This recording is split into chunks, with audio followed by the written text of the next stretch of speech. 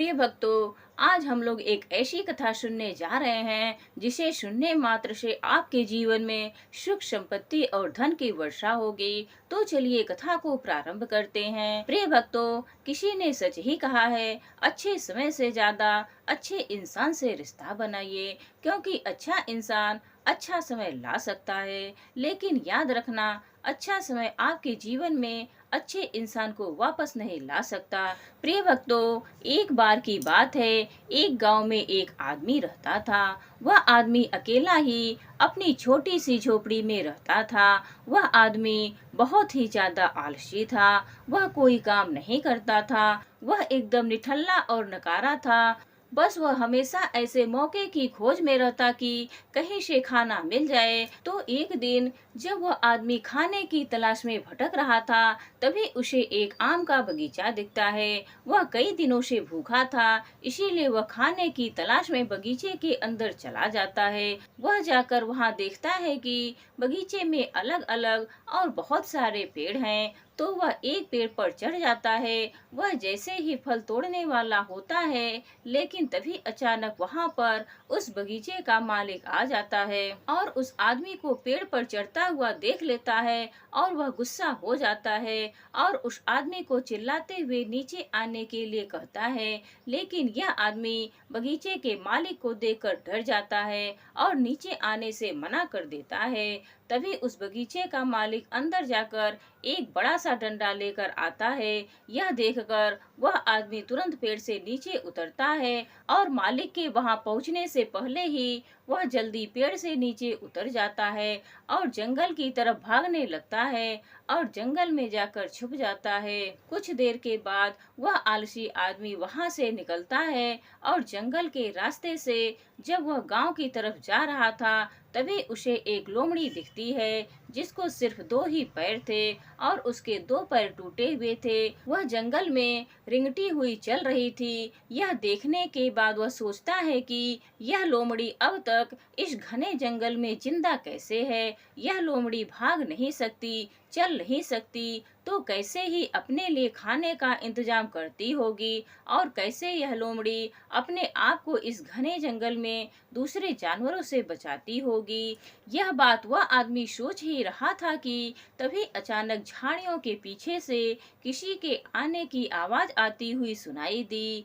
तभी वहां पर एक शेर आ जाता है जिसके मुंह में मांस का एक टुकड़ा था और वह शेर उस अपाहिज लोमड़ी की तरफ बढ़ रहा था। शेर को देखकर दूसरे सारे जानवर वहां से भाग जाते हैं और अब वहां पर सिर्फ लोमड़ी रह जाती है। और वहां से आदमी अपनी जान बचाने के लिए एक पेड़ पर चढ़ जाता है और फिर जो होता है उसे देखकर वह आदमी हैरान हो जाता है। उसे लोमड़ी के सामने छोड़ देता है और शेर वहां से चला जाता है।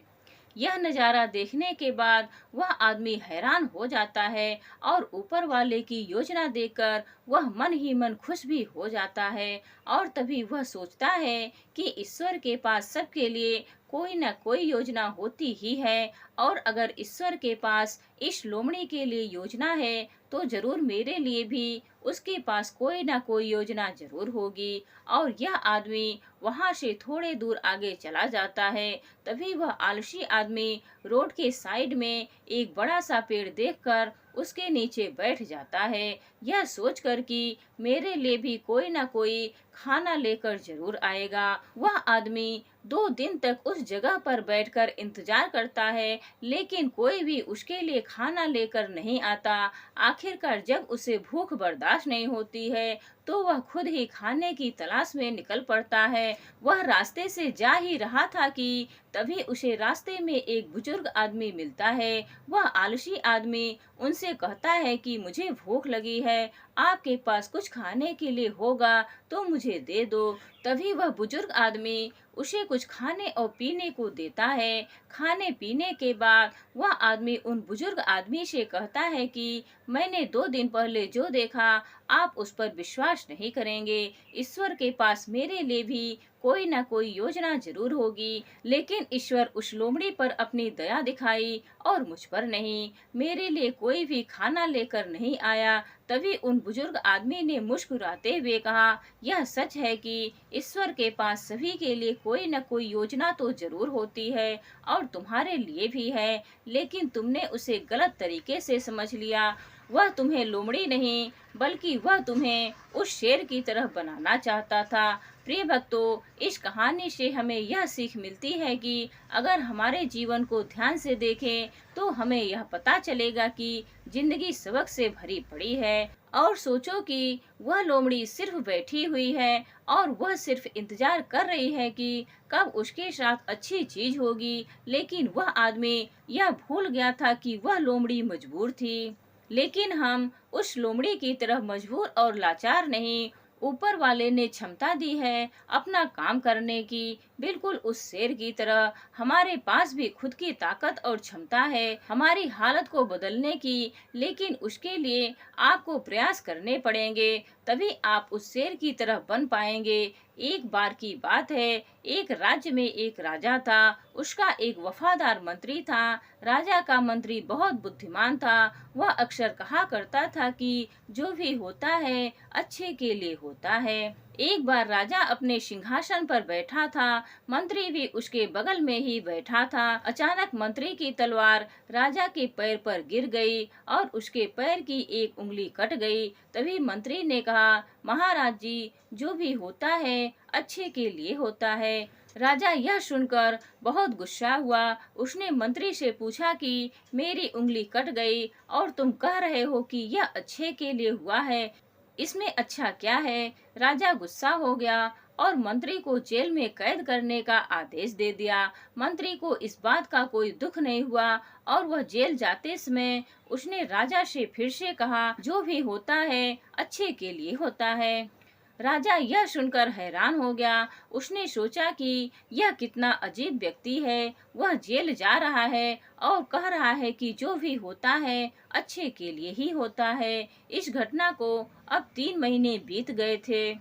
एक दिन राजा अपने सैनिकों के साथ घोड़ों पर सवार होकर शिकार के लिए गए। वे सभी एक घने जंगल के अंदर चले गए। राजा एक हिरण का पीछा करते हुए घने जंगल में और आगे निकल गया और अपने सैनिकों से अलग हो गया। हालांकि वह हिरण को पकड़ नहीं सका, लेकिन वह अपना रास्ता खो चुका था और घने जंगल में खो गया। जब राजा को यह एहसास हुआ कि वह बहुत दूर आ चुका है और वह जंगल से बाहर निकलने का रास्ता ढूंढने लगा, अचानक राजा को उस जंगल में रहने वाले आदिवासियों के एक समूह ने घेर लिया। उन आदिवासियों का कबीला न तो राजा के राज्य में था और न ही वे राजा को पहचानते थे। इसीलिए उन्होंने राजा को पकड़ लिया और अपने कबीले में ले गए। वे आदिवासी एक ऐसे इंसान की तलाश में थे जिसे वह मारकर अपने देवता को खुश करने के लिए बलि दे सके। राजा उनसे उसे छोड़ देने की विनती कर रहा था, लेकिन उन आदिवासियों को राजा की भाषा समझ में नहीं आई। उन्होंने खुशी में ढोल बजाना शुरू कर दिया। उन्होंने राजा को अपने कबीले में ले आए, उसे नए कपड़े पहनाए, उसके गले में फूलों की माला डाली गई और उसे बलि के लिए तैयार किया गया। ठीक उसी समय जब वह राजा को मारने वाले थे, कबीले के मुखिया ने देखा कि राजा के पैर की एक उंगली कटी हुई है। यह देखकर उसने सभी ढोल बजाने वालों को आदेश दिया और राजा की बलि देने से रोक दिया और कहा, इस मनुष्य की बलि नहीं दी जा सकती क्योंकि यह अधूरा है, और यदि अधूरे मनुष्य की बलि दी जाती है तो देवता खुश होने की जगह गुस्सा हो जाएंगे। इसीलिए उन्होंने राजा को छोड़ने का निर्णय ले लिया।